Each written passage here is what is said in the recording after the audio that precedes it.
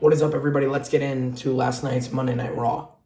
So I'll begin by talking about Naomi's match getting scratched. Naomi was not medically cleared to have her Women's World Championship match against Eio Sky. Eio Sky then had a match replaced by Roxan later in the show. We will get into that soon. We began the show with a CM Punk promo, which was talking about how Seth, of course, had his second Ice of the Century, basically taking it to that, and his anger that Seth, he probably starting to show a little anger with Seth now, showing that he's never going to win while Seth is breathing. CM Punk will never win a world championship. But let's get back to that promo. He's just addressing the WWE Universe after SummerSlam, and LA Knight and The Vision both came out.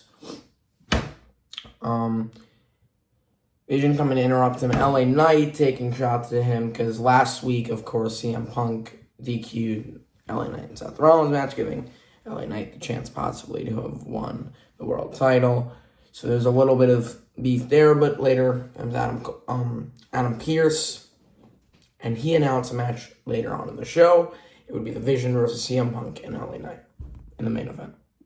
Up next was AJ Styles and Dragon Lee versus Dominic Mysterio, and the second ever made El Grande Americano, because we have 4 now. Bizarre.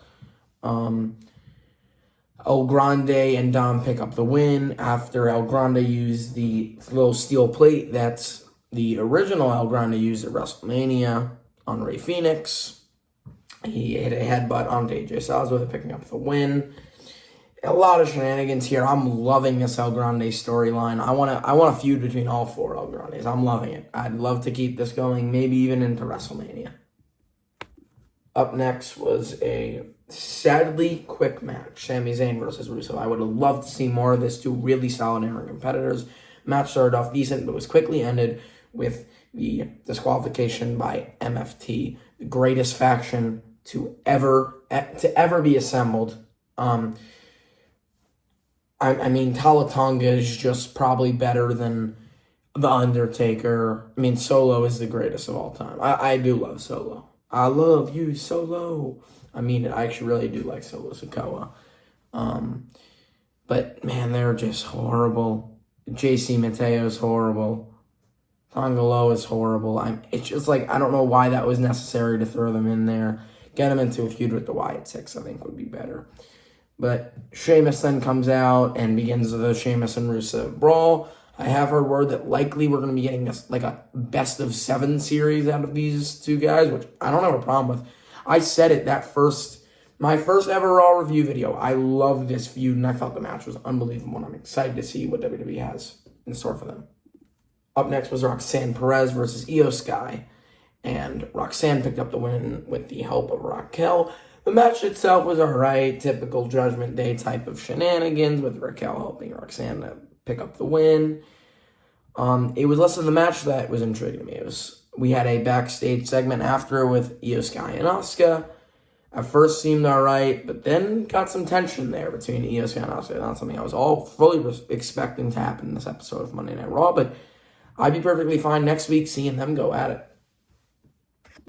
Up next was Maxine Dupree versus Becky Lynch.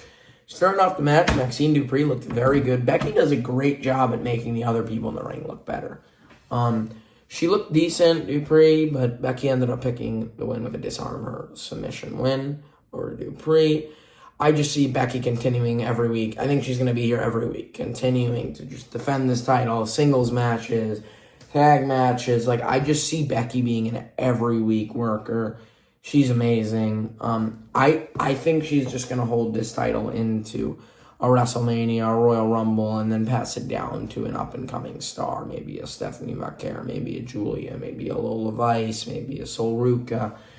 Someone who she can really pass the throne to. We then got a small glimpse from how Bayley has been feeling. We were getting into one more maybe Bayley heel run, which I'm really excited for because I thought the first one was good, really, really decent, and I loved how they were able to take her out of her heel, get her back over, and make her a face where she beat Eio Sky at last year's WrestleMania. And I think Bayley is just such a versatile wrestler. I think she can work with anyone and make everyone look better. I'm excited to see maybe if we run another heel run with Bayley, what it can be like. And lastly, the main event, CM Punk and LA Knight versus The Vision. Started off as a decent match. The Vision they're just looking strong. Whether they lose, whether they win, they continue to look strong. Very good in the ring. But a DQ by Seth Rollins ending this match, giving LA Knight and CM Punk the win. Typical Bronson Reed going up for tsunamis, but Jey Uso comes out, and everybody's eating, baby. Everybody's eating. But Jey gets to take him.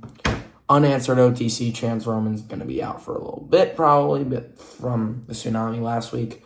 Though, we did see the post, one of the posters, Flash in Paris, the 3-week poster. Roman Reigns is on it, and he reposted it, so we're hoping that Roman's going to be Clash in Paris. But let's get back to this. Jey comes out, and the Vision, Seth Rollins, the Vision holding everyone down with curb stomps, and Rollins just looks phenomenal, man. He is such a good performer, such a good champion, and I'm really excited for this title run. And lastly, they did announce for Clash in Paris a fatal 4-way. It was Adam Pearce came out. It is CM Punk, LA Knight, Jey Uso versus Seth Rollins for the World Heavyweight Championship. That is all I got for you guys for this week's Monday Night Raw. I hope you enjoyed the video, and I will see you guys in the next one. Russell Talk fam, out.